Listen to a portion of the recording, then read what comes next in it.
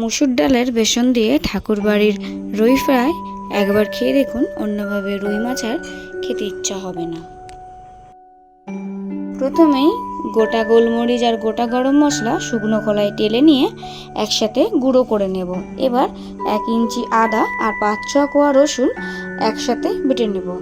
আগে থেকে কুচিয়ে রাখা কাঁচা পেঁয়াজ বেটে নেব এবং সবশেষে কাঁচা লঙ্কা 2 থেকে 3টি বেটে নেব। আমি সব মশলাগুলো শিলেই বেটে নিচ্ছি। আপনারা চাইলে পেঁয়াজ, আদা, রসুন, কাঁচা লঙ্কা একসাথে মিক্সার গ্রাইন্ডারও পেস্ট করে নিতে পারেন। এবার মাছটাকে ম্যারিনেশন করার পালা।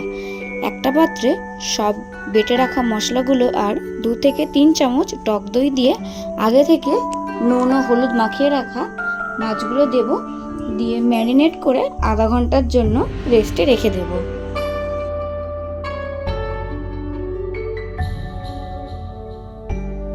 মাছগুলো আধা ঘন্টার জন্য ম্যারিনেট করে রেখে দিয়েছি।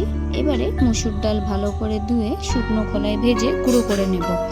মনে রাখবেন, মুসুর ডাল পুরোপুরি গুঁড়ো করবেন না, একটু গোটা গোটা রাখবেন। আমি সাজেস্ট করব মুসুর ডাল শিলে গুঁড়ো করার জন্য।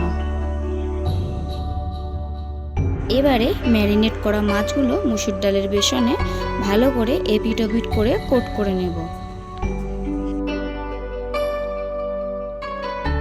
দেখুন, মাছগুলোতে ভালো করে আমি মুসুর ডালের বেসন দিয়ে কোট করে নিয়েছি এপিট ওপিট করে। এবারে এগুলো ভাজার পালা। কড়াইতে তেল গরম করে মুসুর ডালের বেসনে কোট করে রাখা মাছগুলো ভেজে নেব।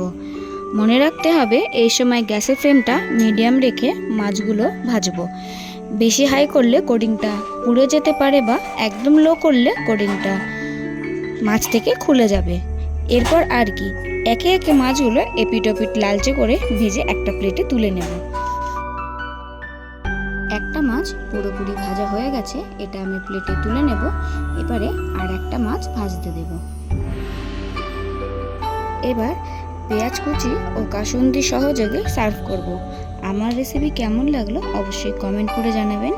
ভিডিওটি ভালো লাগলে অবশ্যই লাইক করবেন আর চ্যানেলটি সাবস্ক্রাইব করে পাশে থাকা বেল আইকনটি অন করে রাখবেন, যাতে নতুন নতুন রেসিপি আমি শেয়ার করলে সেটা আপনাদের কাছে খুব দ্রুত পৌঁছে যায়।